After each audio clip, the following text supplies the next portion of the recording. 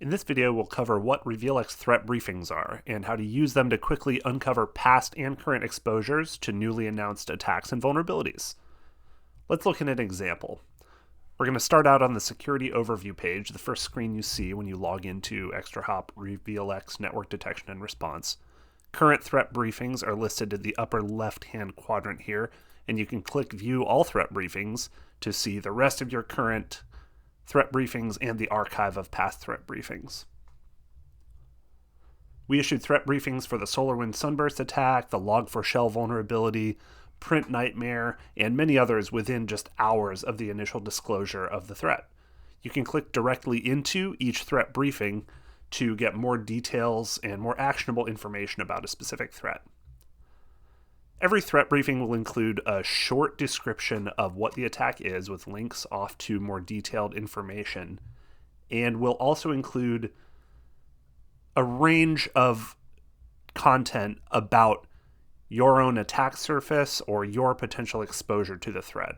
In this Sunburst threat briefing, you can see that we've got one device that is running the compromised SolarWinds Orion software, and many instances of communication with indicators of compromise or known command and control servers or IP addresses associated with the SolarWinds Sunburst attack.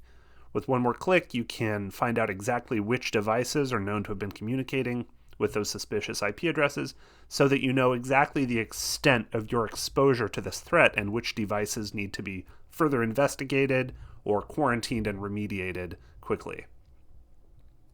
Because ExtraHop retains 90 days of transaction records, you can look into the past and see whether you had been compromised before the attack became public knowledge, which has proven really valuable for our customers across the past year as many major supply chain attacks and vulnerabilities came to light that had been in the wild for a while before they were disclosed. Let's look at another example and go into this Log4Shell briefing. We've got a happy little green hexagon with a check mark here indicating no risk identified, and that in itself is nice enough.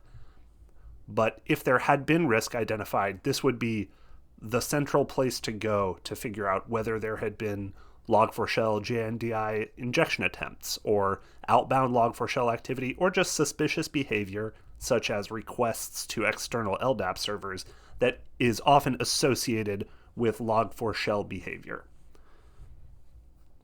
These threat briefings have helped our customers respond faster and with more confidence to the highest profile attacks and advanced threats from the past year, including supply chain attacks such as SolarWinds Sunburst, ransomware attacks such as the Kaseya VSA RevealX attack, and more.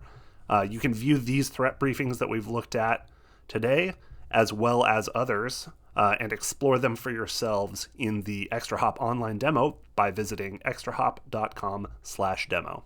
Thanks for watching.